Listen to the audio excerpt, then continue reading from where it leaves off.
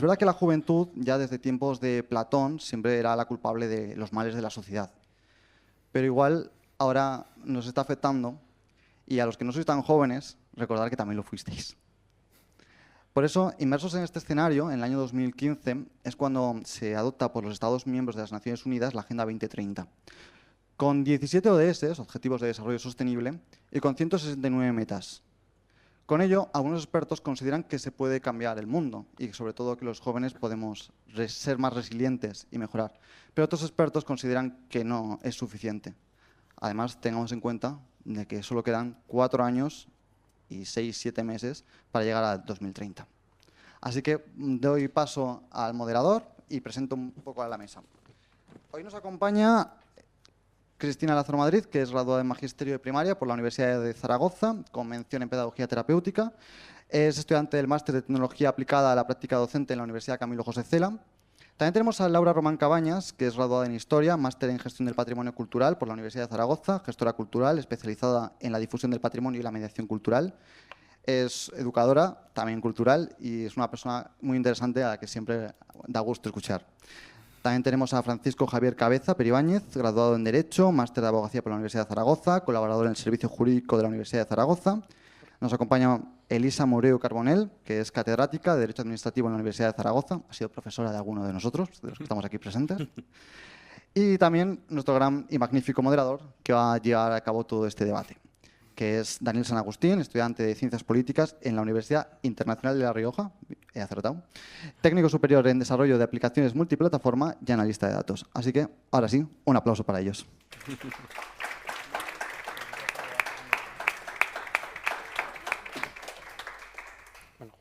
Hola, buenas tardes. Bueno, yo soy Daniel San Agustín, ya me ha presentado Carlos. Ya me iréis conociendo a lo largo de las jornadas, venimos haciendo varias aquí. Yo participé como moderador hace escasos meses en una de inteligencia artificial que creo que gustó mucho. Y yo un problema que tengo es que tengo mala memoria. Yo tengo muy mala memoria, no soy capaz de memorizar. Entonces yo necesito entender. Así que un problema lo convierto en algo positivo, porque entendiendo las cosas, interiorizándolas, es como crecemos como personas. Yo cuando os veo aquí, lo primero que me pregunto es, ¿qué quieren? ¿Qué esperan de esta charla? ¿Qué esperan aprender? ¿Esperan salir con más preguntas que respuestas? ¿Con más respuestas con las que entraron? Entonces, vamos a intentar la mesa que sea algo muy ágil, que sea una especie de diálogo. Al final de la charla podréis intervenir. Vamos a intentar que sea algo muy dinámico y didáctico, precisamente en un espacio tan joven y tan positivo como este. Así que, bueno, muchas gracias también por asistir. La charla consiste en los objetivos que tenemos como mundo, como Organización de las Naciones Unidas, que se llama Agenda 2030-2030. Pero yo me pregunto, ¿qué son? ¿Cuáles son los objetivos de la Agenda 2030? Y a mí me gustaría que en este caso Elisa nos pudiese contestar. ¿Se oye? Sí. Eso estaba encendido.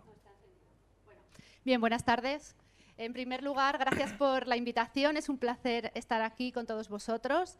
Es la segunda vez que participo en estos debates en el espacio joven y sobre diálogos jóvenes, y yo estaba muy ilusionada porque pensé que me llamabais porque todavía era joven, pero resulta que no, que esta vez ya me lo habéis dicho muy claramente que era para dar el contrapunto senior. Entonces, bueno, he descubierto que en realidad estoy aquí como contrapunto mayor, senior, y bueno, en todo caso, fuera bromas, me hace mucha ilusión porque siempre, como profesora que soy, pues se aprende mucho con los jóvenes y con este diálogo intergeneracional y sobre todo hablando de temas que nos preocupan a todos. Bueno, hoy estamos aquí para hablar o para debatir sobre la Agenda 2030.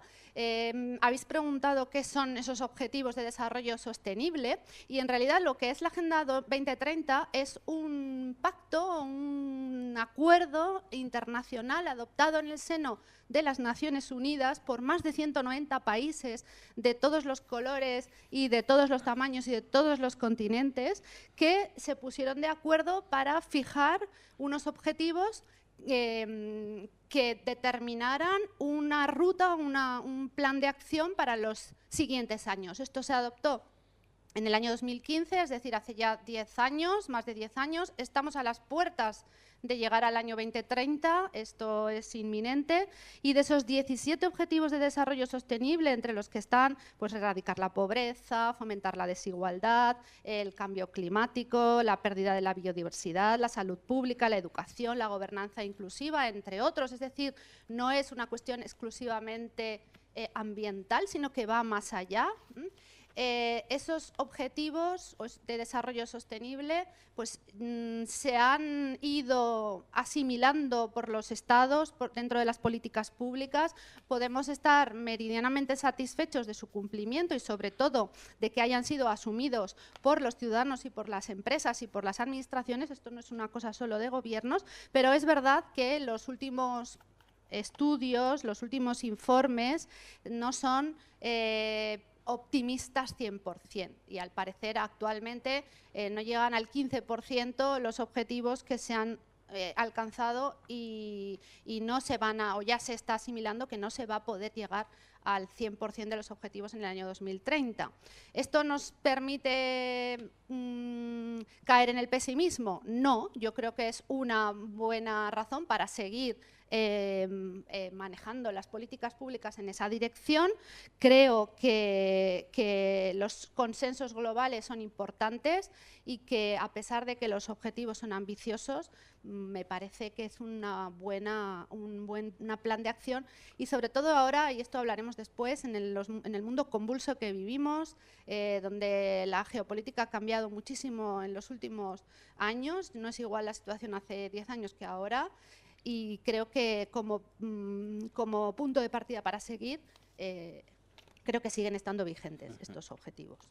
Me parece muy, muy interesante una cosa que has dicho y que yo no lo había pensado, que es que no es algo solo de los gobiernos, son empresas, son entidades sociales, nos afecta a nosotros como ciudadanos. Entiendo que es algo muy, muy transversal. Y entiendo, por lo que has definido, que la Agenda 2030 no es siquiera un fin, sino es un medio. ¿Qué mundo queremos? ¿Hacia dónde queremos llegar dentro de un estado multiglobal en el que vivimos? Y ese futuro, ¿a quién le va a afectar más? Pues a la gente joven, a la mayoría de los ponentes que estamos aquí. Entonces, yo quiero hablar de cómo esa Agenda 2030 puede afectar en la juventud. Laura, desde tu punto de vista, creo que nos puedes aportar muchísimo cómo la cultura, como la Agenda 2030, desde diferentes puntos de vista culturales en un mundo tan global, porque claro, la Agenda 2030 no es para España, ni siquiera es para Europa, es para un mundo. ¿Cómo se puede implementar algo tan amplio en distintas zonas del mundo, en distintas partes, con diferentes culturas? A ver, bueno, buenas tardes a todos, primero y a todas. Yo pienso que es un tema muy complicado, porque al final hay que tener en cuenta muchos puntos de vista. Hay que tener en cuenta que cada país tiene una cultura diferente, tiene unas costumbres. Entonces tienes que adaptar unos objetivos que has planteado como comunes, que has adaptado a la multiculturalidad, lo cual es bastante, ya de por sí, cuidado. Y bueno, tienes que abordar temas como pues, el fin de la brecha de género, la igualdad, ¿vale? Pero la igualdad, ¿cómo la vas a abordar? Siendo que en muchos casos la igualdad también parte de la religión. Por ejemplo, tienes que abordar la pobreza. La pobreza, no estamos igual nosotros en niveles de pobreza en España que en otros países tercermundistas. Tercermundistas, yo creo que es una expresión que también podríamos darle una vuelta. ¿Cómo abordas todos esos objetivos? Desde ¿cómo los haces propios? Yo creo que al final cada país se tiene que plantear sus propios objetivos de tanto en tanto a sus posibilidades, a su realidad, porque si no es que es muy complicado. O sea, no tiene sentido si no. Claro, entonces cada país, cada estado tiene que ver sus circunstancias personales y adaptar dentro de todos los objetivos que existen los más necesarios. Eso es. Porque yo voy a hacer preguntas que a lo mejor son incómodas, pero creo que es un espacio muy abierto para hacerlo. Yo pienso, por ejemplo, en países del Cuerno de África, de Centroamérica, y pienso, ¿tiene sentido luchar por la igualdad de las mujeres en un país donde a lo mejor la tasa de pobreza es del 60-70%. Claro, yo creo que ahí habría que primero plantearse qué objetivos quieren alcanzar primero esos países, esos gobiernos y al final esas entidades que han planteado los ODS. O sea, ir como escalonadamente y estudiar cada caso en concreto. No se puede globalizar en cuanto a los ODS. Claro, encima, por lo que ha comentado Elisa, los ODS están interrelacionados entre ellos. A lo mejor, por ejemplo, luchando a favor de la igualdad, estamos también reduciendo los niveles de riqueza, ¿no? O digo reduciendo al contrario, mejorando los niveles de riqueza e igualdad entre la población. Sí, bueno, yo creo que habéis puesto sobre la mesa algo muy importante y algo que conecta con la naturaleza de la agenda. La agenda no es una ley, no es un reglamento, no es algo vinculante, no es una norma que haya que cumplir, más allá de lo que en derecho internacional se conoce como pues el pacto y la vinculación a lo que tú has firmado, ¿no? Que es como una ética del derecho internacional. Son medidas no vinculantes, pero eso no quiere decir que no haya que no sirvan como faro y guía para los distintos países. Y lo que planteabais de algunos países en los que la desigualdad hombre y mujer es clara, pero que también tienen no alcanzan unos niveles mínimos de dignidad, de derechos humanos y de calidad de vida, ¿cómo lo personalizan eso? ¿Cómo lo adaptan? Bueno, yo creo que, como estabais diciendo, están todos interconectados. Yo creo firmemente que sin una igualdad social no se puede alcanzar la prosperidad económica tampoco. O sea que no podemos decir, bueno, pues hasta que no alcancen un nivel de pobreza, de riqueza, no.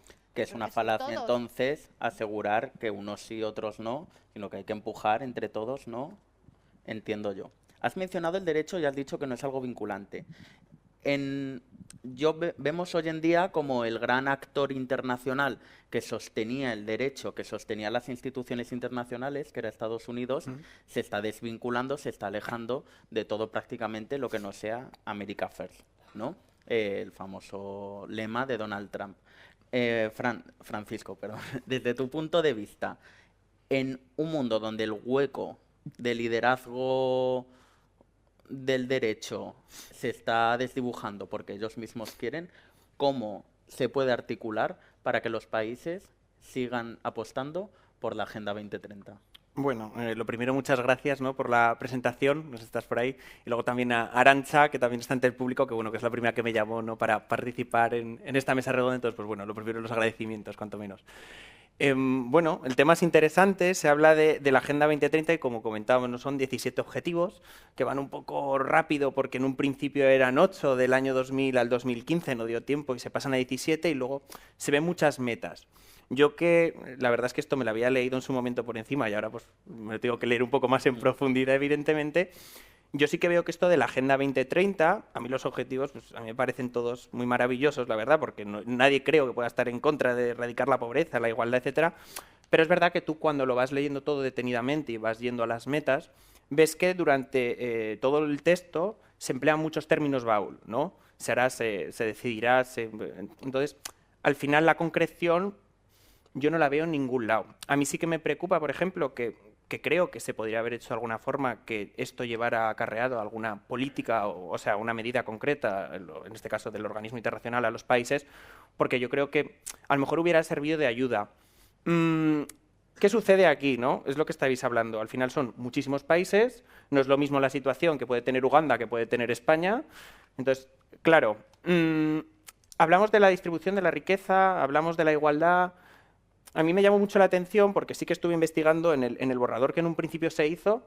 Aquí se hablaba de los paraísos fiscales, cosa que al final no se nota, y es donde realmente está el dinero de algunos países firmantes, y no se nombró nada. Y yo creo que hay que empezar por allí, porque evidentemente la distribución de la riqueza no vamos a negar a nadie que nos vaya a parecer importante, ¿no? Entonces, creo que tenemos que ir centrando las cosas, y luego, respecto también a lo que estabais hablando, las políticas y medidas que ha adoptado cada país, pues bueno, nuestro país también no es que haya acogido en este caso, y en algunos preámbulos de la ley se puede leer ciertas cosas o ciertos objetivos que se ponen que yo no sé si sirven realmente para la igualdad. Es decir, por ejemplo, en su momento, no quiero entrar, pero bueno, en la ley del solo sí es sí se hablaba de la igualdad con los efectos que ha tenido, O ahora, hablando de la transición ecológica y de repente ves todo el tema de los vehículos eléctricos y dices, joder, hablando de los jóvenes, ¿cómo podemos hacer los jóvenes, por ejemplo, también a vehículos eléctricos, con lo caros que están, ¿no? Que luego ya hablaremos detenidamente y todo este tema. Pero bueno, por no irme un poco de lo que me habías preguntado. Sí que es verdad que Estados Unidos, pues bueno, desde que ha llegado a Trump, ha cogido evidentemente otro camino. Antes sí que es verdad, por ejemplo, se veía que estaba muy involucrado en todo el tema de Ucrania con Rusia. Ahora, pues bueno, ahora lo que le interesaba era el tema de los minerales raros, ya lo tiene. ¿Y qué actor se puede poner allí, no? Yo no sé si ahora mismo puede ser la Unión Europea. Evidentemente España no es, porque no es de unos países potentes. Y luego, claro, tienes otros actores internacionales en el mundo que realmente también van por libre. Es decir, no vas a coger, pienso, no vas a coger a China. Es otro país que al final también tiene sus propios... No sé realmente, o sea, no te sabría decir. Yo no sé si la Unión Europea ahí sí que puede ayudar de alguna forma y a lo mejor es como, digamos, esta unión de países políticos que sí que de alguna forma sí que tienen esas decisiones legislativas y que, bueno, se puede llegar a algún punto concreto. Yo solo veo a la Unión Europea porque luego, vamos, no conozco ningún organismo internacional que de determinadas decisiones se deriven al final a actuaciones como es en Europa, y Elisa lo sabe mejor que yo, ¿no? La mayoría de la legislación española al final es legislación europea. Entonces, no sé si puede ser ese, en este caso, la Unión Europea. No te sé decir, yo a lo mejor tiro por ahí, pero vamos, es un poco Sí. tirarme un triple, ¿eh? No lo sé. Aquí me surge una duda. O sea, Sí. ¿no deberían ser los propios países los que cojan los ODS y los apliquen a sus legislaciones? O sea, os lo pregunto como vosotros como expertos. O sea, que cojan esos planteamientos que se plantearon en su momento y los vayan adaptando para ir aplicándolos poco a poco. ¿Sí, no?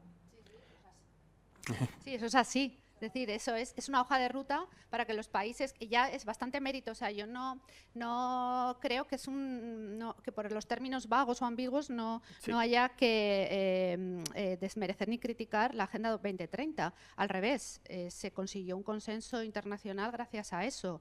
Y entonces los países tienen que luchar y fomentar y promover para que esos objetivos se cumplan en sus respectivos países, y no solo los gobiernos, sino empresas, agentes sociales, ciudadanos, todos ellos.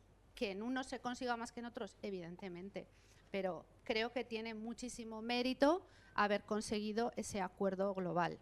Y creo que además es la forma en la que tenemos que actuar ante la situación que hoy vivimos en el mundo, actuar unidos e intentar que los derechos humanos, al final, pues los principios del Estado de Derecho vayan ganando terreno en todo el mundo. Yo, Cristina, estamos hablando todo el rato de la importancia que tiene la Agenda 2030, pero yo me pregunto, la juventud de hoy en día, tú como educadora, tú en tu clase, ¿os han enseñado cuáles son los objetivos de desarrollo, los ODS? Lo primero de todo, buenas tardes, gracias por venir. Yo desde el primer momento que comencé la carrera sí que he dado los ODS, los Objetivos de Desarrollo Sostenible, y los he dado de manera de cómo llevarlos a cabo. Y no se dan como conceptos de le das a los niños, venga, te tienes que aprender esta lista. No, pues a través de proyectos, de aprendizaje-servicio, de aprendizaje basado en problemas, a través de todo este tipo de metodologías activas se da la oportunidad al alumnado de construir su propio conocimiento y de que sepan la importancia de cómo usarlo. No solamente hay que reducir la contaminación, no. Hay que saber enseñarles cómo medir, por ejemplo, la huella de carbono, cómo medir la contaminación que crean ellos comprándose una camiseta, la contaminación que tienen ellos al ir en coche al colegio. Saber todo esto y decir cuál de estas acciones diarias puedo reducir. Entonces, mediante todas estas actividades y recursos se les dan las herramientas para que ellos solos puedan, de manera autónoma y mediante el pensamiento crítico, saber llevar a cabo y solucionar estos problemas en su vida diaria. Entiendo. Entonces, no es que a la gente se le esté enseñando el ODS 1 es este, el ODS 2 es este, sino que se está intentando implementar de manera transversal en el sistema educativo los principios, el acuerdo, el globalismo, la horizontalidad, ¿no?, de los objetivos. Eso es. Se quiere llevar a cabo y de que todo el mundo, bueno, como ha dicho Francisco, al final son objetivos que es imposible estar en desacuerdo con ellos porque quieren una realidad, quieren pues acabar con la pobreza, que haya educación de calidad, igualdad de toda la población, reducir todas las desigualdades de género. Al final, ¿quién no quiere luchar contra eso? La manera adecuada es pues darle los recursos y las herramientas a este alumnado, a esta juventud, que es lo que prospera, en cómo llevarlo a cabo y cómo solucionarlo. Vale. Aludiendo a Fran, una cosa que me he quedado, has mencionado el dinero y me ha parecido muy interesante porque al final vivimos en un sistema capitalista que lo que mueve el mundo, los intereses, es el dinero. Y yo te voy a hacer una pregunta. ¿Al dinero le conviene la Agenda 2030? Al dinero le conviene la Agenda 2030, claro que sí. O sea, al final es lo que estás diciendo tú, es capitalismo, en este caso, la Agenda 2030 encardinada en el capitalismo verde. Yo el otro día que iba en tren, no sé si se puede decir o no la compañía, y si no, pues bueno, la que no es la pública, pues la otra, ¿vale? Pues básicamente yo de repente en la puerta vi ahí de repente un círculo y ponía Agenda 2030, entonces yo me quedaba un poco también, y al hilo de lo que decía Elisa, ¿no? Decíamos, claro, los actores no son solo los gobiernos, que evidentemente son los que más pueden hacer, somos los ciudadanos y también en este caso las empresas. Ahora bien, las empresas, ¿con qué finalidad están utilizando esto? Es que ahí yo creo que también eso es bastante interesante. Porque claro, si es puro marketing, ¿de qué me sirve a mí poner ahí el circulito, que además es muy chulo, queda muy bien, pero a mí de qué me sirve? Yo he visto a gente también con el PIN, que también yo digo, o sea, además me lo regalaron hace unos años, que yo dije, pues mira que es muy chulo, ¿no? De colorines y tal, pero es lo que dices tú, realmente somos conscientes de lo que hay detrás, a lo que se quiere llegar. Entonces, en este caso, el tema de la distribución de la riqueza, hombre, claro, es uno de los objetivos, es importante, y yo es la pregunta que me hacía y que hago, que en su momento, cuando yo estuve investigando sobre esto, decía, ¿por qué en el borrador, si se hablaba, en este caso, de los paraísos fiscales, de repente se quita? Digo, bueno, esto es bastante importante. O sea, ¿realmente qué intereses había por ciertos países para quitar esto? Digo, a mí me parece súper importante, ¿no? Yo creo que ese es el primer paso, saber que ahí es donde está de verdad el dinero y donde se puede redistribuir la riqueza de verdad. A mí me llamó la atención, yo evidentemente no me sé los entresijos de por qué sucedió, pero sí, yo también lo quería poner encima de la mesa porque es algo que es llamativo. Claro, es llamativo. porque yo me hago la pregunta de ¿quién impulsó estos objetivos? Elisa, si quieres responder tú. Bueno, pues estos objetivos se impulsaron en el seno de las Naciones Unidas, que es una organización internacional que está integrada por la mayor parte de estados, incluido España, y en una situación en la que se intentó alcanzar un acuerdo sobre lo que el mundo, el planeta, los gobiernos y los estados de todos los países en el seno de la ONU necesitaban para avanzar en la dirección correcta. Y entonces se impulsó este tipo de acuerdo basado de esta forma, articulado en estos objetivos y en esas políticas para que dejara cierto margen de acción a los distintos actores para llevarlos a cabo. Yo creo que la utopía estaba ahí un poco presente también, pero eso mueve el mundo, como se está demostrando, y ya digo que es un buen punto de partida.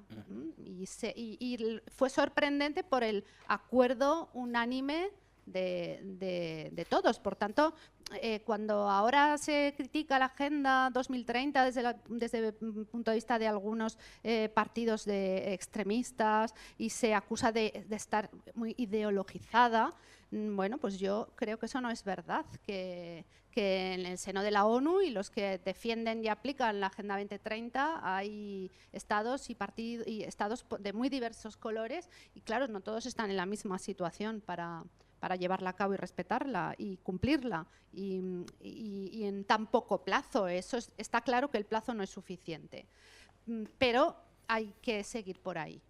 Has dicho algo súper interesante y has metido el tema de la ideología.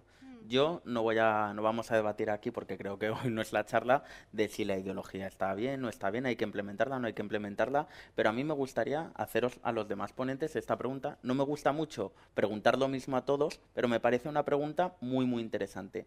En tu punto de vista, Laura, ¿tú crees que está politizada la Agenda 2030? Hombre, en su momento cuando se planteó estaría politizada por aquellos gobiernos que formaban gobierno en el momento en el que se realizó en el 2015.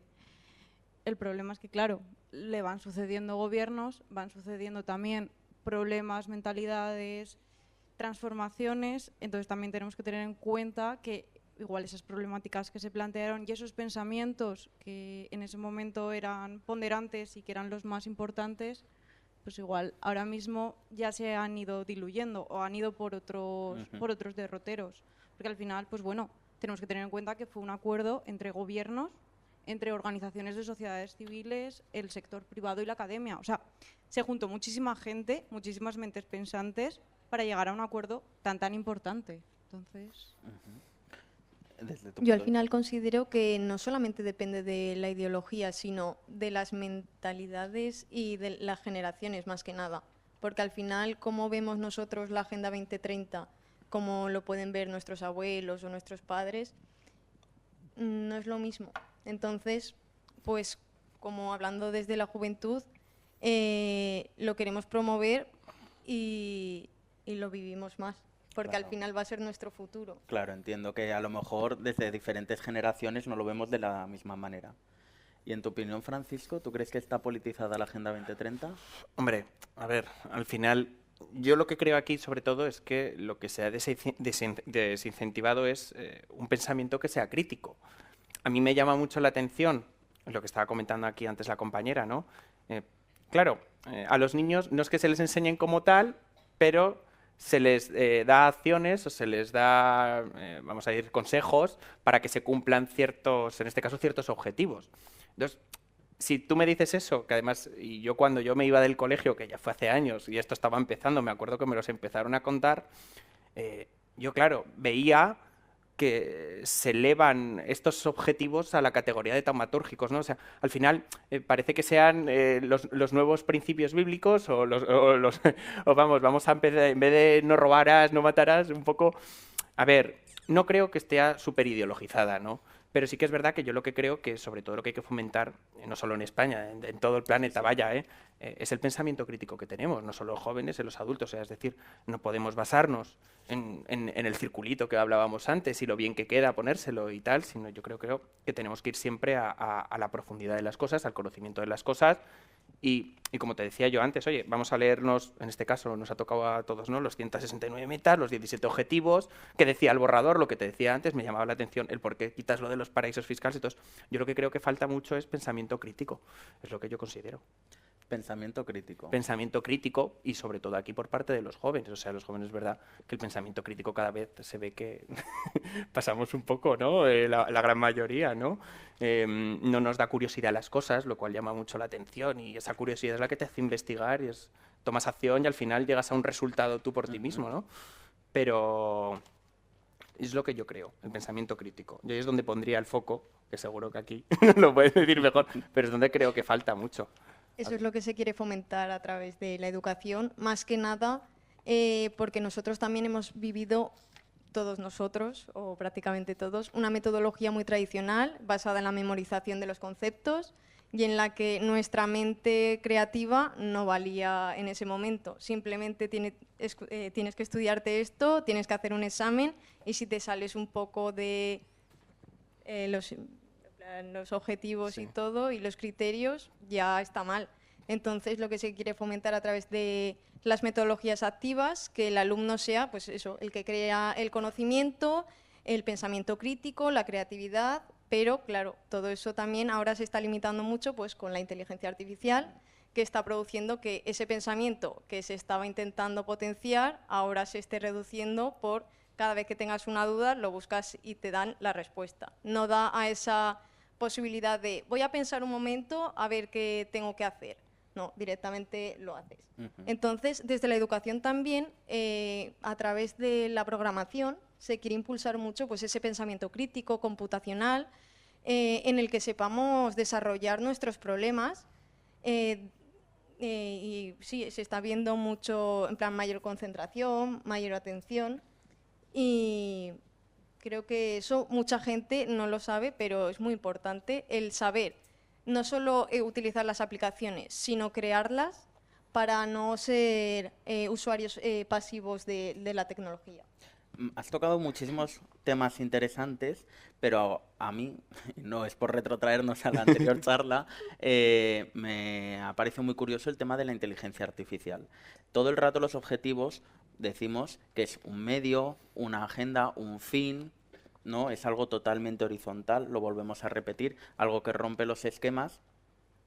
¿Tú crees que los objetivos, por dar un dato, por ejemplo, en China se matriculan al año más ingenieros que en Estados Unidos, Europa, Corea y Japón juntos? Porque en un mundo más oriental entienden que las tecnologías, el progreso no viene tanto de las humanidades, del pensamiento, del razonamiento, de la igualdad, sino viene más por la parte del desarrollo de aplicaciones, industria, cosas más técnicas, podríamos decir. Entonces, ¿tú crees que la inteligencia artificial, por ejemplo, rompe el esquema que nos hemos intentado construir todos con la Agenda 2030? Yo creo en parte que sí, ya que eso, en plan, al final si reduces tu pensamiento y dejas de crear por ti solo, no puedes querer acabar con la pobreza si no sabes ni qué tienes que hacer si no lo buscas en el móvil. Entonces se cierran puertas, hay muchas barreras, porque estas aplicaciones y esta tecnología tienen muchos riesgos que aún no podemos asumir. Creo que querías comentar. Que yo pienso que al final uno de los mayores riesgos de utilizar las IAs en exceso, o sea, todo al final hay que, en pequeñas gotitas es mejor, es que al final te hacen dependientes, te hacen una inteligencia dependiente, porque al final la IA ofrece grandes cantidades de conocimiento, pero no te enseña a filtrarlas, y es una de las cosas. Tú buscas y ya te dan las respuestas. No tienes que estar investigando diferentes fuentes para llegar tú a una conclusión. Y bueno, dan los contenidos pues sin reflexión, sin pie a tener ese pensamiento crítico que se tiene que fomentar, porque al final, si no tenemos pensamiento crítico, somos autómatas. Dejamos de ser casi humanos. Y eso sí que sería un problema bastante gordo. Elisa, uno de los objetivos que tienen la Agenda 2030 es el tema de la educación. ¿Tú detectas desde tu posición como profesora en la universidad que la inteligencia artificial se está implementando y está cambiando la manera de razonar de la gente? Pues sí, sí que lo noto, claro que lo noto. Lo noto en mis estudiantes, lo noto en mis hijas, lo noto a todos los niveles educativos, eso se nota. Es verdad que la inteligencia artificial y todo lo que conlleva la tecnología, las redes sociales, la desinformación, la falta de fuentes fiables, la falta de pensamiento crítico, yo eso lo discuto en todo caso. ¿Habéis vosotros que sois jóvenes, decís que los jóvenes no tienen pensamiento crítico? Yo creo que no tenéis que echaros piedras sobre vuestro tejado, no es así. De hecho, bueno, pues aquí estáis, una buena representación de jóvenes preocupados por lo que os rodea, y eso es muy bueno. Es posible que el pensamiento crítico sea de otra forma y ha evolucionado mucho en los últimos años, pero yo sí que noto diferencias. Y la principal diferencia que noto es esa facilidad que tienen ahora, que tenéis los jóvenes para buscar la información en cualquier sitio. Nosotros teníamos que buscarla de otra forma, mucho más trabajosa físicamente, y nos dedicaba mucho más tiempo. Pues cualquier sentencia, cualquier libro, teníamos que dedicarle tiempo. Vosotros ahora, pum, en un segundo tenéis ahí la información, y eso es posible que os haga pues más comodones y más desapegados también del papel del profesor, porque el profesor ya no se le considera la única fuente de información, es más, casi es una fuente de información aburrida, repetitiva, y que para qué voy a ir a clase si ahora ya la información la obtengo de otra forma. Entonces nosotros tenemos que estar muy atentos a eso, porque tenemos que cambiar la forma de dar clases, saber que los datos importan menos, que hay que trabajar de otra manera. Pero bueno, yo tengo confío en que es una cuestión también generacional, lo habéis dicho, yo creo que es así.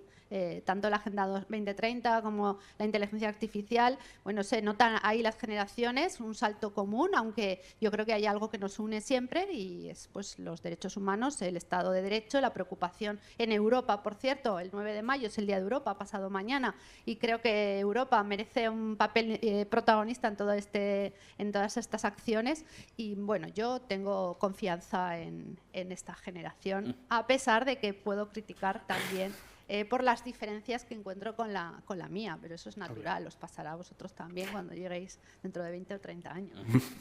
Has mencionado que las nuevas tecnologías, la inteligencia artificial hay que implementarla en la educación, pero otro de los objetivos del milenio, de la Agenda 2030, es precisamente la gestión de residuos, de agua, el medio ambiente, y sabemos que estos centros de datos necesitan muchísima cantidad de agua y de electricidad para poder funcionar. Entonces, yo entiendo, y corrígeme si me equivoco, que el derecho se podría definir casi como un reflejo de la ética del momento, ¿no? Una sociedad tiene una cultura, tiene una ética y lo traslada a través del derecho a un Estado, a una estructura, a un país, a unas instituciones. ¿Es ético intentar implementar algo tan enorme como es la inteligencia artificial cuando afecta a estos objetivos que estamos comentando? Bueno, pues creo que lo has dicho tú sin decirlo, ¿no? Al final es un poco paradójico. Claro. Yo me acuerdo que tuve una conversación hace unos meses, yo no tenía ni idea de esto, y me dice esta persona, porque yo tengo bitcoins. Y digo, pues muy bien. Entonces de repente me enseña un vídeo y empiezo a ver una barbaridad de cables que van por ahí colgando, y digo, ¿y esto qué es? Y me dice, estos son los mineros. Y digo, y entonces me empezó a explicar. Entonces yo me empecé a enterar que para tener un Bitcoin puedes tener, pues eso, los mineros y todas estas leches, que yo tampoco es que sea experto, pero vamos, me llamó mucho la atención. Y entonces lo que dices tú me parece un poco paradójico, porque al final, si países vamos a decir, no quiero decir lo de primermundistas, segundo, tercermundistas, ¿no? Pero es verdad que países al final más occidentales, que están más avanzados, como puede ser el caso nuestro, ¿no? España. Tú estás viendo que lo que fomentas es, en este caso, algo que va en contra de, pues no sé qué objetivos puedes tocar, pero bueno, unos cuantos, ¿no? El agua limpia y saneamiento, industria, innovación, infraestructuras, vida y ecosistemas terrestres. Y estás a la vez viendo que para todo el tema de, que parece que es lo más futuro, ¿no? El euro digital, los bitcoins, etcétera, claro, necesitas esas estructuras con la contaminación que conllevan. A mí sí que me parece muy paradójico. ¿Qué queremos realmente? ¿Queremos que el planeta sea mejor? ¿O queremos que por nuestro propio beneficio, para no tener que llevar efectivo en la cartera y tal, tengamos ahí los cables, como os estaba comentando antes? Yo creo que eso también, como sociedad, nos tiene que hacer reflexionar, sinceramente. Voy a elevar aún más tu reflexión porque me parece súper interesante, perdón por cortarte. ¿Estamos dispuestos como individuos? Ya no hablemos de Europa, no hablemos de España, de Aragón o Zaragoza, vamos a hablar de Daniel San Agustín, Francisco. ¿Estamos dispuestos como individuos a renunciar a cosas, a quitarnos cosas por estos objetivos, por esta meta? Bueno, no iba por aquí, pero bueno, yo creo que serían renunciar a comodidades que al final hemos establecido como propias en una sociedad bastante consumista, en la cual tenemos muchas más cosas de las que realmente necesitamos y que no somos conscientes del impacto que tienen generar todas esas cosas y luego los residuos que tienen a la larga una vez que nosotros desechamos todas esas cosas. Por ejemplo, se me ocurre, pues ahora está algo súper puntero como son los coches eléctricos, ¿vale? Los coches eléctricos es la última tecnología, no me voy a poner en contra de ellos ni mucho menos, pero también generan una serie de residuos como son las baterías que cómo estamos gestionando, o sea, yo me pregunto cómo estamos gestionando todos esos residuos tecnológicos, porque al final es ese gran avance, el avance tecnológico, ¿cómo? O sea, se los mandamos a países del tercer mundo y que ellos hagan lo que sean en esos grandes vertederos tecnológicos, o ¿cuál es la solución a ello? Cristina, yo siempre pienso, al hilo de lo que comentaba, que cuando alguien tiene más es porque alguien tiene menos. si yo digo tengo más que, es porque estoy haciendo una comparativa de algo, a lo mejor la media, de otra persona, de otro país. Entonces, ¿a dónde quiero llegar? Mencionaba lo de los coches eléctricos. Ahora sabemos, por ejemplo, que uno de los mejores coches eléctricos se está haciendo en China, en empresas que el 97-98% de la producción está totalmente automatizada. No hace falta manos humanas para construir ese coche. ¿Cuál es la primera, qué es lo primero que pasa? Que el coche cuesta menos.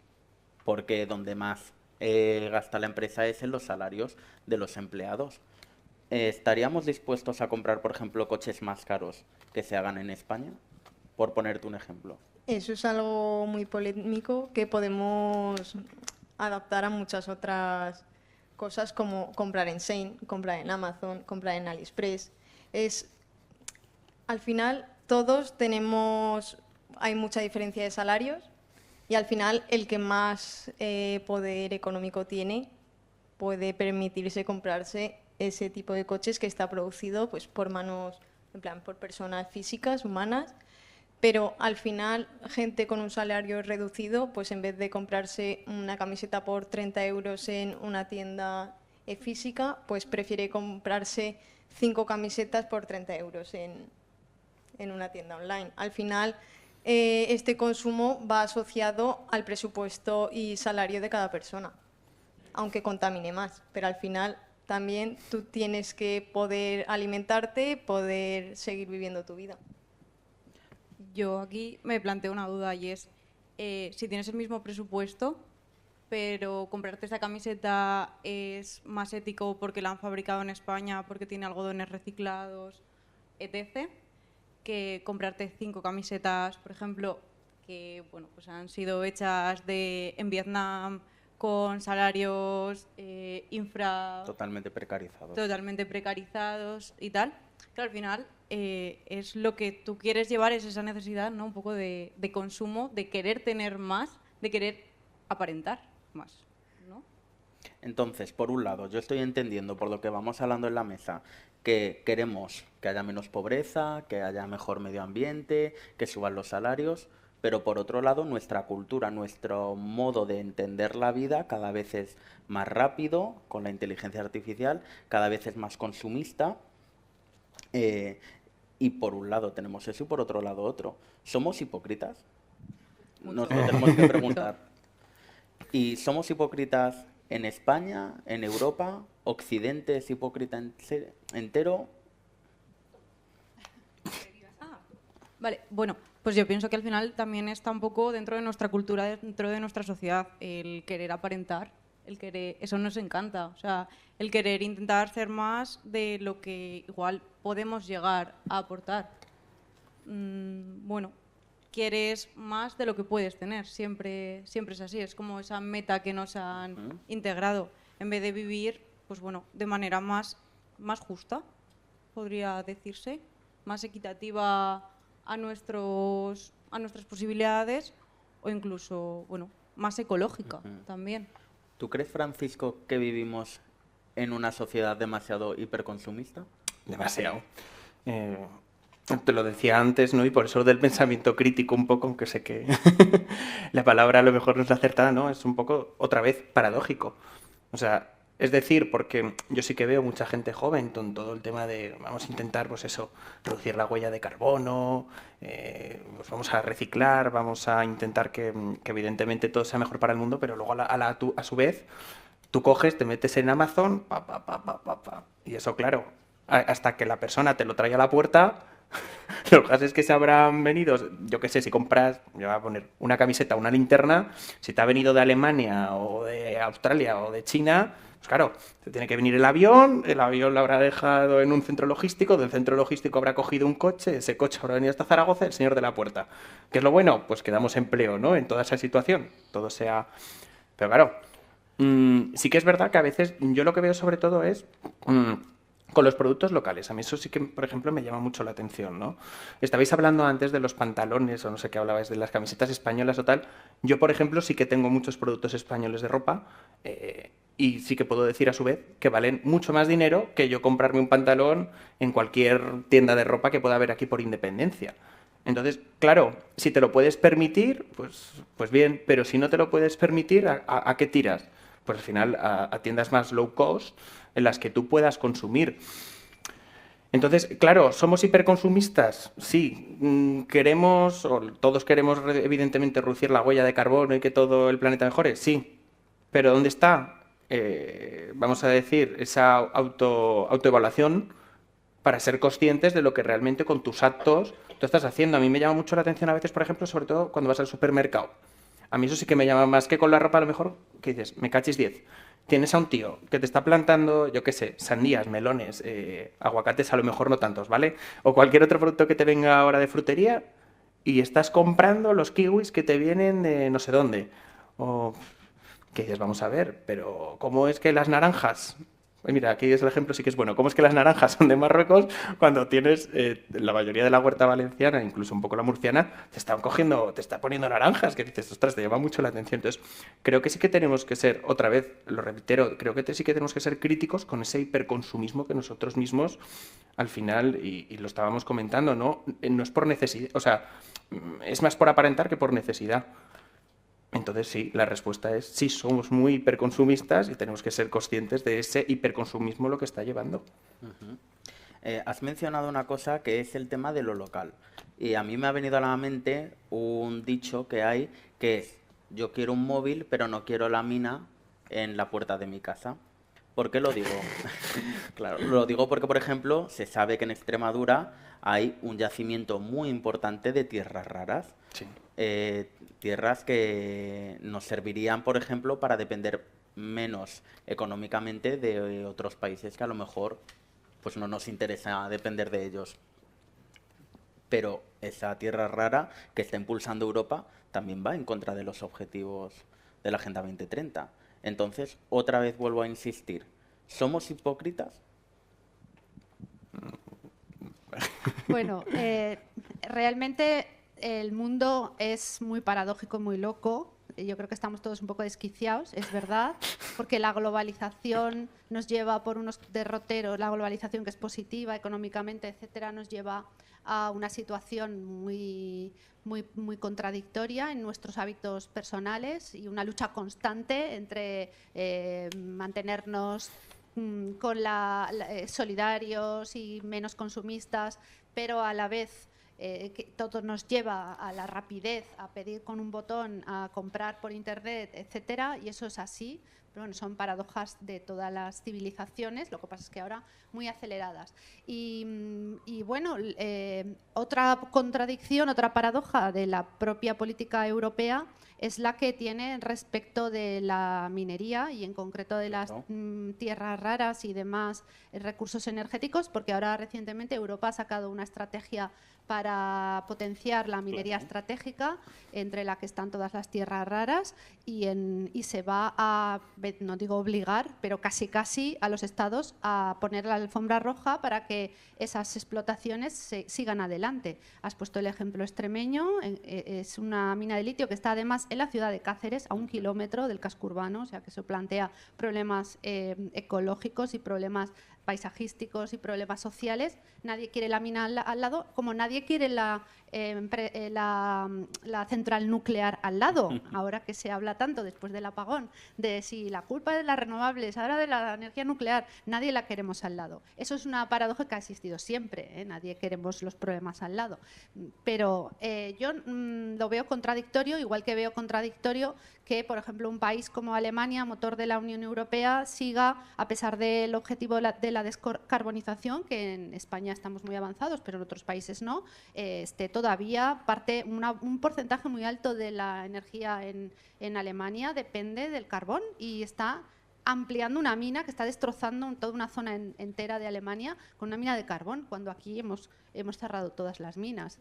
El mundo es muy contradictorio. Creo que encima, hace el mes pasado, que estuve mirando los datos hace poco, menos del 1% de la electricidad que consume España viene del carbón. Entonces ahí... Y hemos cerrado todas las minas. Claro. Has mencionado dos cosas que me han parecido muy interesantes, que ha sido el tema de que Europa ha impulsado lo de las tierras raras y el debate de las energías. Yo me acuerdo el 28, cuando hubo un apagón, que todo el mundo prácticamente tuvimos la sensación de que esto había sido un ataque no físico con misiles, pero a lo mejor sí un ataque, un hackeo de la red eléctrica por parte de enemigos que podamos tener, como por ejemplo Rusia, se mencionaba a veces Marruecos, y la Unión Europea precisamente ha impulsado lo de las tierras raras por un mundo cada vez más peligroso. Y yo me hago la pregunta, en un mundo cada vez más peligroso, vamos a contextualizar, guerra Rusia-Ucrania, guerra ahora mismo está empezando indo-pakistaní, dos países que tienen bombas atómicas, algo muy serio, el país con más población del mundo es India, por ejemplo, no es algo local, es algo mundial.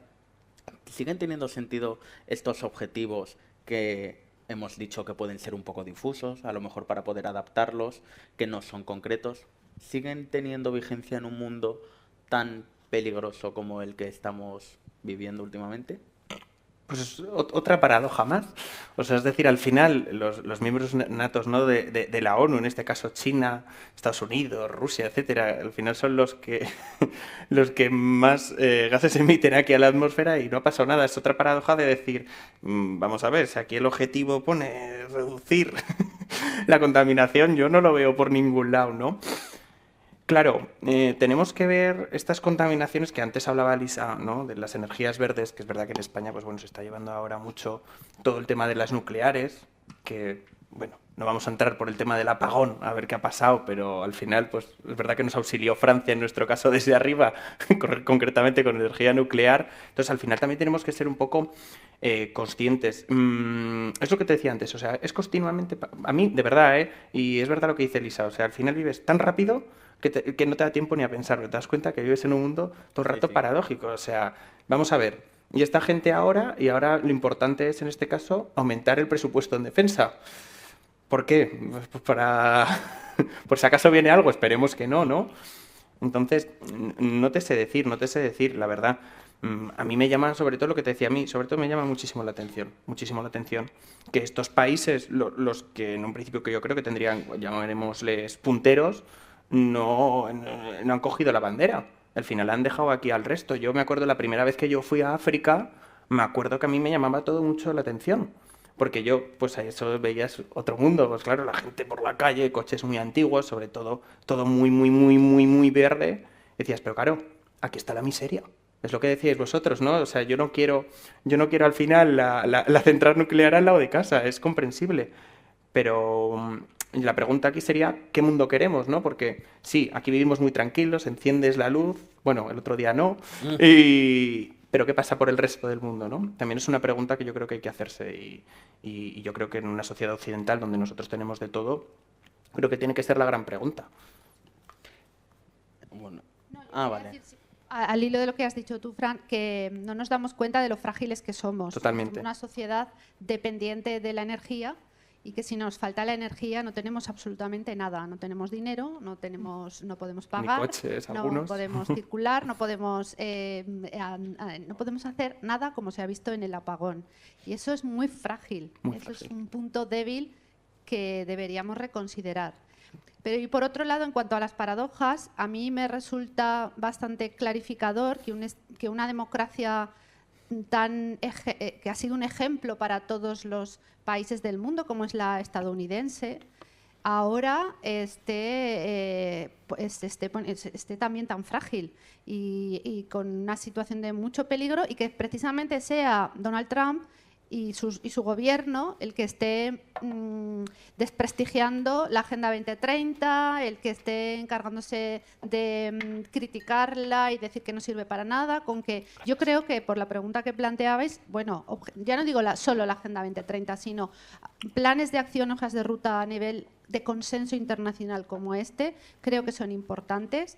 Y la prueba es que países, ya no China o Rusia, que son los malos, malísimos, los demonios, sino Estados Unidos, que hasta ahora era nuestro aliado y ahora no sé muy bien si nos podemos fiar de él, son los que protagonizan las críticas más acérrimas contra este tipo de proyectos a nivel global. Vale, entonces, a ver si entiendo tu respuesta.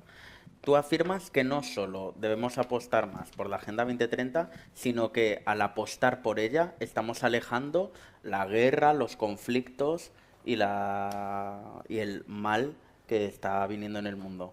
Hombre, ojalá fuera eso así. Ojalá. No, eso no es así. Pero es verdad que el espíritu de la Agenda 2030 es contrario a las guerras, a la polarización, a la desigualdad. Eso es evidente. De la misma manera que el espíritu de la Agenda 2030 casa muy bien con nuestros derechos fundamentales, con la democracia, con Europa y con el Estado democrático y con el Estado de Derecho. Yo sí que estoy convencida de eso, que esto es una cuestión que puede tardar muchos años en cuajar. Bueno, puede ser. Y hablábamos antes del conflicto intergeneracional. Yo soy de una generación diferente a la vuestra. Cuando yo era niña, en los años 70, los años 80, nadie hablaba de medio ambiente, había palabras que no existían, yo no la he conocido, ni economía circular, ni transición energética, bueno, ninguna de las que ahora están en el discurso político existían.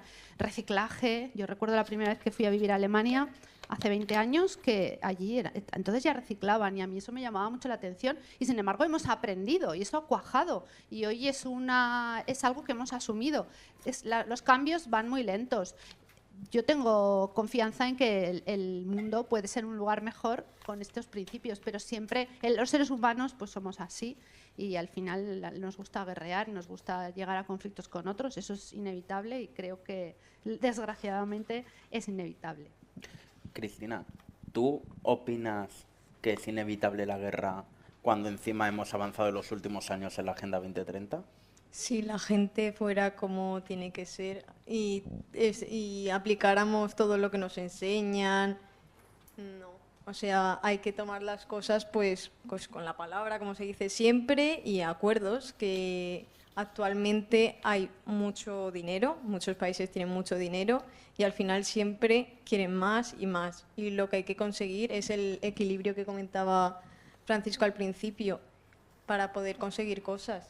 Y sobre todo pues la conciencia activa y la participación activa de la población para querer conseguir las cosas. No, este problema no me ocurre a mí, me da igual. No tomar como normal situaciones de injusticia y desigualdad, sino actuar ante ellas. Y todos podemos pasar a la acción. No porque no nos pase en este momento a nosotros, dejarlo pasar.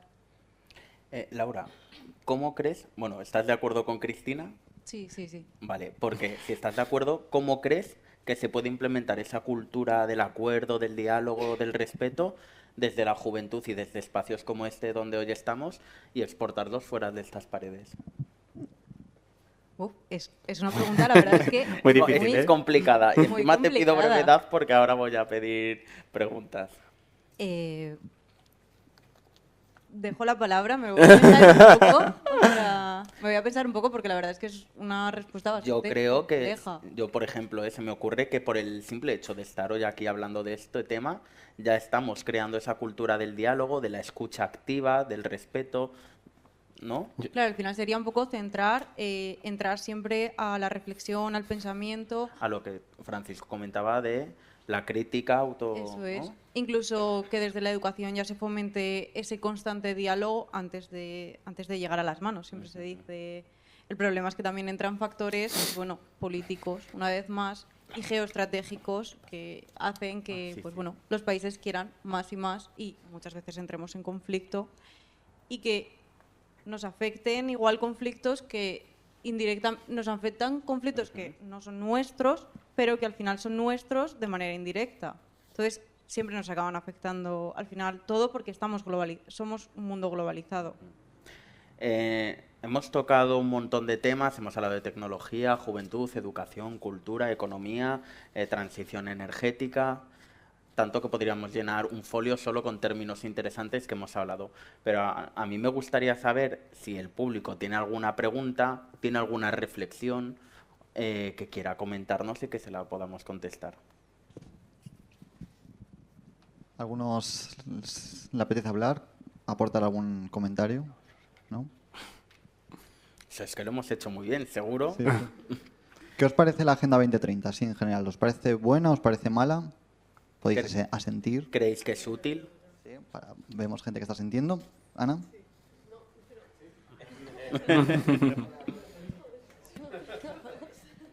No, a mí me parece buena, en plan, es lo que decían, que los objetivos son buenos. Es que si tienes tu bienestar de conciencia, de querer el bien y la paz y todo para todo el mundo, pues puedes llegar a hacer pequeñas acciones y todo el mundo podríamos hacer algo. Pero no todos somos bien, ¿sabes? Ni les interesa. Literalmente es que yo creo que hay gente que no les interesa, porque que digan, no, que esto es malo, que va a arruinar el país, ¿cómo va a arruinar el país? Quitar con la pobreza, ¿sabes? Y las medidas medioambientales, y ya está. ¿Alguna otra opinión por la mesa? ¿Alguien más quiere hablar? Perfecto. Más que una opinión, sí quería hacerte una pregunta. Hablabas en algún momento, disculpa que no te llamo por tu nombre, hablabas en algún momento de cómo desde la educación enseñaban a los niños desde una manera activa, ¿no? No enseñarle a memorizar estos son los objetivos o esto, sino cómo de una manera participativa dentro de tus clases, supongo, o los educas, ¿no? Para que ellos aprendan qué son los objetivos. Pero a mí me surge una duda. ¿Te encuentras, o sea, qué te encuentras con los padres de los más jóvenes? Porque yo, por ejemplo, lo que me viene a la cabeza es un crío al que tú lo estás educando, lo estás enseñando desde una escuela, en una institución, que llega a su casa y diga, esto hay que reciclarlo, o mamá, esto es malo, o el ruido es contaminación, o queremos igualdad para todos, no tires la camiseta, vamos a dárselo a tal compañero de clase, ¿sabes? Si te encuentras en algún momento en tus clases una respuesta a esto de la educación que tú les estás dando a esos críos.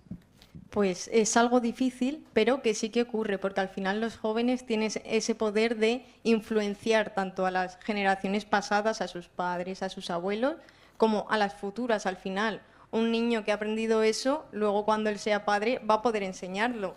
Y muchas veces es difícil, porque al final también depende muchas veces de la religión, sobre todo, por ejemplo, en las desigualdades. Pues si el niño te llega a casa diciéndote el rosa es un color también para niños, pues igual el padre le dice no es para, o bueno, el padre, madre o familia le dice no, pero al final poco a poco se puede conseguir y eso es lo que se quiere llegar a conseguir, el cambio de mentalidad, el que todo el mundo pueda llegar a ver lo mismo, en plan el progreso. Y poder conseguir reducir las desigualdades, la contaminación y una vez que eso ha hecho conciencia puede llevar a cabo... Claro, alcanzar los objetivos de la Agenda 2030.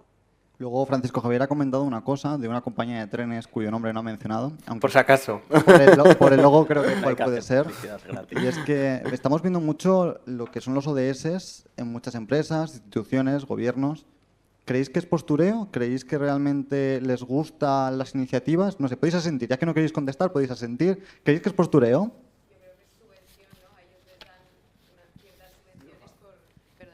Yo creo que es más un tema económico de que a ellos, según tengo entendido, les dan ciertas subvenciones por implementar en sus, pues en este caso, las puertas de sus trenes, el símbolo de la Agenda 2030. Luego, hasta qué punto ellos comulguen con eso y lo lleven a cabo, imagino que tendrán que cumplirlo de cara a que efectivamente les den la subvención, pero creo que es tan simple como eso, que a ellos les beneficia desde el punto de vista estrictamente económico. No sé si creerán de fondo en ello o no. Me parece curioso, siguiendo al hilo de lo que decías, muy corto, que seguramente esa compañía de la que estamos hablando es una empresa pública, o francesa, o italiana. Entonces, cuando la empresa es pública y es su gobierno el que ha firmado una hoja de ruta, yo entiendo que o tiene interés real por los objetivos o tiene una hipocresía tremenda, que es de lo que hemos estado hablando mucho durante la charla. Al final del coloquio desvelaremos no. Porque desde el punto de vista del patrimonio histórico, de la cultura, ¿cómo crees que puede encajar esta agenda? Hombre, yo creo que es una oportunidad para la transformación. O sea, es una oportunidad para plantearnos cómo la historia, la historia nos habla de las diferentes transformaciones a las cuales nuestros antepasados se han ido enfrentando y cómo han resuelto esas problemáticas. Entonces, nosotros estamos ante una nueva problemática. ¿Cómo la vamos a resolucionar? Esa va a ser, yo creo que es un poco la pregunta y cómo nos podría responder la historia ante ello. Y antes de pasar otra vez a la mesa en los últimos 10 minutos que le queda, ¿vosotros conocéis ya lo que era la Agenda 2030? ¿A todos os sonaba? El otro día pasó una cosa curiosa, en una de estas reuniones preparando este coloquio, que un compañero me dijo, ¿qué es eso? Lo he visto en muchos sitios, pero no sé lo que es. No sé si realmente alguno se ha encontrado en esa situación. Más o menos todos conocíais las iniciativas. Muchos no estáis contestando porque no queréis hablar. ¿Sí? Bueno, pues Dani. Vale, ahora ya... gracias por el micro. Siguiendo al hilo de lo que decía, ¿lo que pensabais que era la Agenda 2030 es lo que os hemos transmitido? ¿Creéis que hemos ampliado, os hemos generado más dudas? Ya es a nivel personal porque te interese en saber... Si lo hemos hecho bien. Sí, claro, si lo hemos hecho bien o no. Veo muchas así. Vale, perfecto. Vale, ya os voy a pedir a los ponentes que hagáis una reflexión final. Tenéis que imaginaros que solo se van a acordar de este último minuto, del minuto de oro. Puede ser una reflexión para afianzar lo que habéis dicho, pueden seros preguntas que os hagáis vosotras y vosotros que sean interesantes responder. Cada uno, libertad absoluta. Bueno, esto es mucha presión. Se van a acordar solo del último minuto. Por eso empiezas tú. Bueno, pues venga. Yo voy a insistir en la utilidad de la Agenda 2030. Creo que no es postureo, que cuando estados, instituciones, agentes asumen esos objetivos, lo están haciendo porque, bueno, por un lado, porque lo tienen que hacer para recibir determinadas ayudas públicas, pero es una cuestión, digamos, de estrategia. Es cuestión de orientar cómo queremos que sea el mundo del futuro. Hace 20 años también parte de la sociedad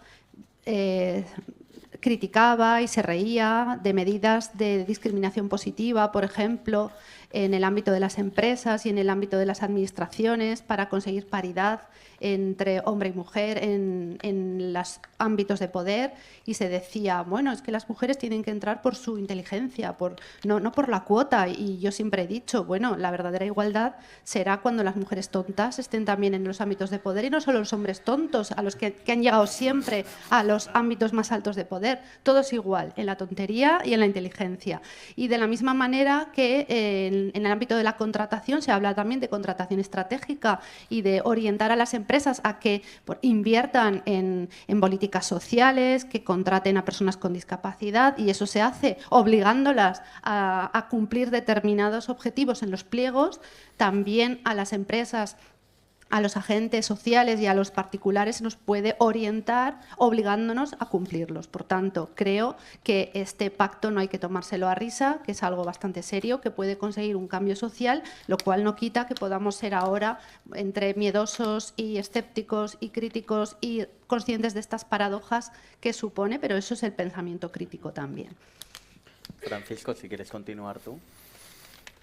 Bueno, es verdad que lo que dice Elisa, al final la Agenda 2030 como conclusión, y lo decía al principio, evidentemente, los objetivos que aquí tenemos son todos positivos, nadie puede estar en contra, pero al final yo creo que tenemos que ir a la raíz de las cosas y sobre todo a políticas concretas. O sea, a mí, yo no estoy en contra del multiculturalismo ni la globalización ni nada, por si alguien se piensa eso. O sea, yo estoy de acuerdo en que, y además, lo decíamos antes, es muy complicado que 190 países o 90 y tantos se pongan de acuerdo, firmen algo y se comprometan a algo, independientemente de que luego cómo salga, pero tenemos que ver realmente qué es lo que mueve la sociedad, ¿no? Yo sí lo pensaba, Y yo siempre lo digo, en España al final lo que sostiene una sociedad, digo, en nuestro caso, por ejemplo, es mucho la familia. Digo, y ahora mismo que aquí estamos hablando de juventud, o sea, vemos la natalidad y cómo está ahora la natalidad. O sea, es que dentro de 30 años habrá jóvenes, sí, obviamente habrá, pero ¿cuántos habrá? Y para mí yo creo que es muy importante. O sea, está muy bien hablar de agendas, está muy bien hablar de planes, pero yo creo que hay que ir a las políticas concretas. Es decir, no ayudamos en este caso, por ejemplo, en las familias en todo el tema de la natalidad, o sea, no fomentamos a las ayudas directas a la natalidad, no ayudamos a que, por ejemplo, los hijos de familias que tengan 3 y 3 años tengan una educación gratuita. Y claro, a mí me gusta mucho, y reitero, estos objetivos me parecen maravillosos, y estamos hablando de ponerle a las casas pues todos los paneles estos eléctricos, ¿cómo se llaman? Paneles solares. Sí, los paneles solares, y poner wifi, pero vamos a ver, ¿quién va a estar dentro? Esa es mi pregunta, ¿no? Entonces yo con lo que quiero concluir es que me parece muy bien que muchos países adapten decisiones, puedan llegar a un consenso, que eso es muy importante, pero que tenemos que ver las políticas concretas, que tenemos que llegar al trasfondo, al pensamiento crítico, vuelvo a lo mismo, y que, bueno, en nuestro caso, pues tenemos que a lo mejor partir por ahí. Sí, a lo mejor también tendremos que erradicar la pobreza en España, pero tendremos que ver si habrá gente de aquí a unos cuantos años para poder erradicarla. Entonces, lo que decía, que me parece genial la Agenda 2030, pero pensamiento crítico, pensamiento crítico, pensamiento crítico. Yo con eso es con lo que quiero terminar, vaya. Laura, si quieres continuar. Yo, en mi opinión, yo creo que la Agenda 2030 sí que es necesaria, sí que es útil, sí que tiene en realidad una serie de planteamientos que nos tienen que hacer pensar y que, en cierto modo, sí que son realistas, un poco dependiendo de las políticas que se ajusten para llegar a ellos. Y también pienso que la juventud, y como juventud, que sí que estamos concienciados, igual no todos, pero estamos parcialmente concienciados y estamos comprometidos y nos movemos hacia ese cambio. Para mí, bueno, habéis comentado bastantes paradojas. Para mí una de las mayores paradojas que se me plantea con todo el tema de la Agenda 2030 es el tema de la transición ecológica.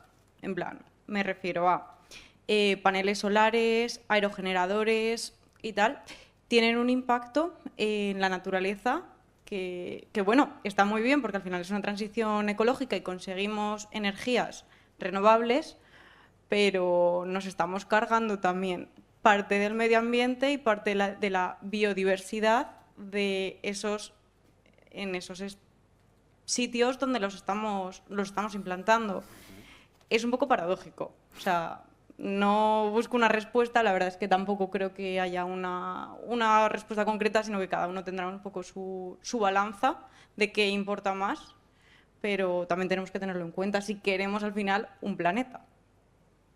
Cristina, ¿y tú? Si fuese tu minuto final, el más importante de la charla. Yo quiero terminar retomando un poco lo que ha dicho Laura, la importancia de la juventud en la sociedad, que al final considero que somos impulsores del cambio, pero necesitamos espacios que nos permitan darnos voz, escucharnos, que no solamente la gente más experimentada o los expertos puedan hablar, sino los jóvenes, que nos escuchen a los jóvenes, que al final, no todos, pero estamos actualizando, estamos concienciando qué es la desinformación, estamos leyendo, estamos desarrollando eso, el pensamiento crítico, que se nos dé voz porque al final, como he dicho anteriormente, somos los que vamos a vivir también en este futuro. Claro, correcto. Y el consumismo y todos los temas que hemos tratado, al final, cada uno en nuestras casas tenemos que hacer esa montaña de arena, en plan, cada granito de arena para hacer la montaña de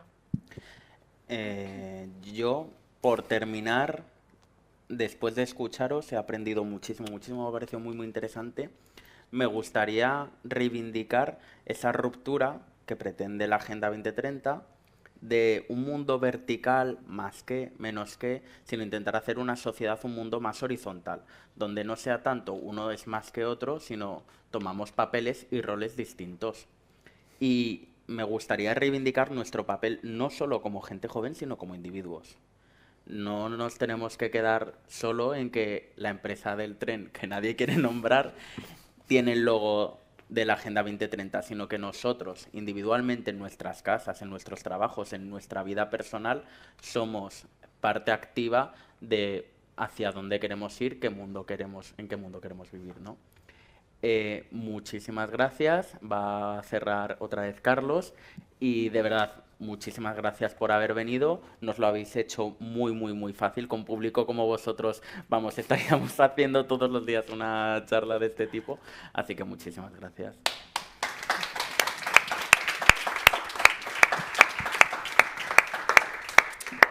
Muchas gracias a todos por estar aquí. Muchísimas gracias a los ponentes. Ha sido muy interesante.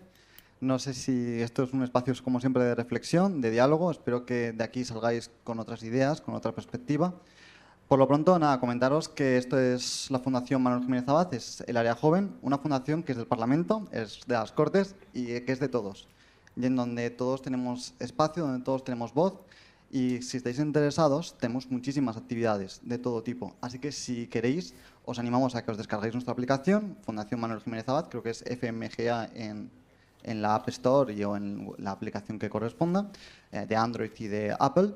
Y nada, os animo de verdad a que lo veáis. Si queréis apuntaros a nuestras ponencias, jornadas, estáis totalmente invitados y que aquí nos veremos dentro de poco. Así que muchísimas gracias.